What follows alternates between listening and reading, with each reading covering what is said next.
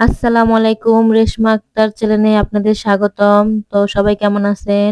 আজকে আপনাদের সামনে নিয়ে আসছি বাঁধাকপি ভাজি। তো আমি কিভাবে আজকে বাঁধাকপি ভাজি করব, সম্পূর্ণ ভিডিওটি আজকে আপনাদের সাথে শেয়ার করব।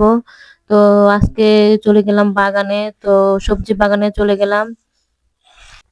তো সবজি বাগানে গিয়ে আমি এখান থেকে বাঁধাকপি নিয়ে আসবো। তো আপনাদের দেখাবো যে আমি কোন বাঁধাকপিটা আজকে নিয়ে রান্না করব।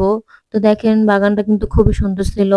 তো এই বাগানের ভিতরে আছে অনেক সুন্দর সুন্দর টমেটো, একদম কাঁচা কাঁচা, একদম হলদে হলদে টমেটো। দেখেন টমেটো গুলো কতটা সুন্দর। তো অবশ্যই টমেটো গুলো কেমন কমেন্ট করে আপনারা কিন্তু জানাবেন। তো বাগানটাও কেমন সেটাও কমেন্ট করে জানাবেন। তো দেখেন বাগানে কিন্তু পুরা বাগান ভর্তি টমেটো। দেখেন আমি বাগানে হাঁটতে হাঁটতে চলে গেলাম লাউ খেতে। তো লাউ খেতে যাই দেখি যে সেখানে অনেকটা লাউ আসলো। তো লাউ বাগানে অনেকটা লাউ ধরে গেছে। তো সেখানেও সুন্দর লাউ ছিল। তো দেখেন এখানে আমি চলে আসলাম বাঁধাকপি নিতে। তো বাঁধাকপি গুলো এতটাই সুন্দর ছিল যে দেখতেই ভালো লাগতেছিল, এতটা সুন্দর আর খুব তাজা তাজা বাঁধাকপি। তো খুবই চমৎকার, একদম ফুলের মতো ছড়িয়ে আছে এই বাঁধাকপি গুলো। তো বাঁধাকপিগুলো কেমন অবশ্যই কমেন্ট করে আপনারা জানাবেন। আর আমার ভিডিওটি ভালো লাগলে কিন্তু অবশ্যই লাইক করতে ভুলবেন না। অবশ্যই একটি আপনারা লাইক দিয়ে যাবেন। আপনাদের একটি লাইক কিন্তু অনেকের কাছে ছড়িয়ে যাবে। তো দেখেন বাঁধাকপিটা আমি হাত দিয়ে মাটির থেকে তুলে নিচ্ছি। তো বাঁধাকপিটা কিন্তু খুবই সুন্দর ছিল, একদম টসটসে। তো দেখেন আমি বাঁধাকপিটা মাটি থেকে উঠিয়ে নিয়েছি। তো বাঁধাকপি নিয়ে বাসায় এখন চলে যাব।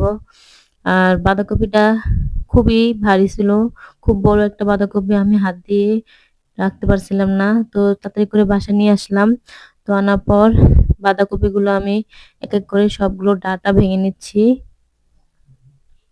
তো খুবই সুন্দর বাঁধাকপিটা, আর খুব বড় আছিল। তো সব পাতাগুলো আগে ছুঁয়ে নিচ্ছি, কেননা বাঁধাকপি আনার সময় একটু কাদা লেগেছিল। তো ভাবলাম আগে সেটা সরিয়ে নিই, তারপরে ধুয়ে মুছে চলে আসলাম বাঁধাকপি কাটতে। তো দেখেন বাঁধাকপিগুলো একদম সুন্দর করে আমি কেটে নিচ্ছি।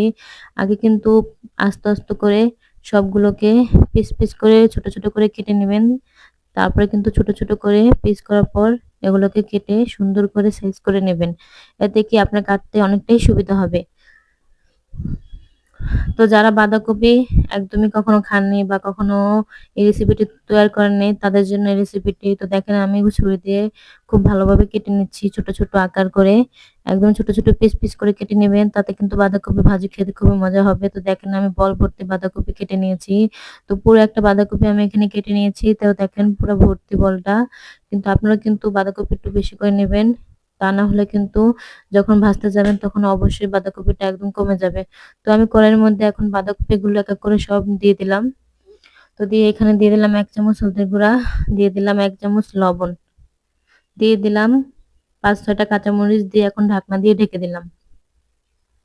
তো এখন আমি খুব ভালোভাবে এগুলো নাড়াচাড়া দিচ্ছি। আপনারা অবশ্যই ভালোভাবে একটু নাড়াচাড়া দিবেন। এতে কি বাঁধাকপির সাথে লবণটা মিশে যাবে আর বাঁধাকপি অনেক সময় বেশি লাগবে না, তাড়াতাড়ি বাঁধাকপি সিদ্ধ হয়ে যাবে এবং কমে যাবে।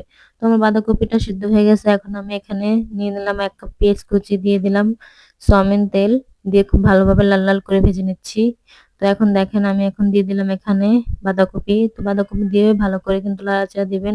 অবশ্যই বাঁধাকপি সাথে ধনিয়া পাতা দিবেন, তাতে কিন্তু খেতে খুবই ভালো লাগবে। আর আমার ভিডিও যদি আপনাদের ভালো লেগে থাকে তাহলে আমার চ্যানেলটি সাবস্ক্রাইব করবেন, লাইক করবেন, কমেন্ট করবেন, শেয়ার করবেন। আমার ভিডিওটি কেমন হয়েছে অবশ্যই কমেন্ট করে জানাবেন। সবাই ভালো থাকবেন, সুস্থ থাকবেন। আল্লাহ হাফেজ।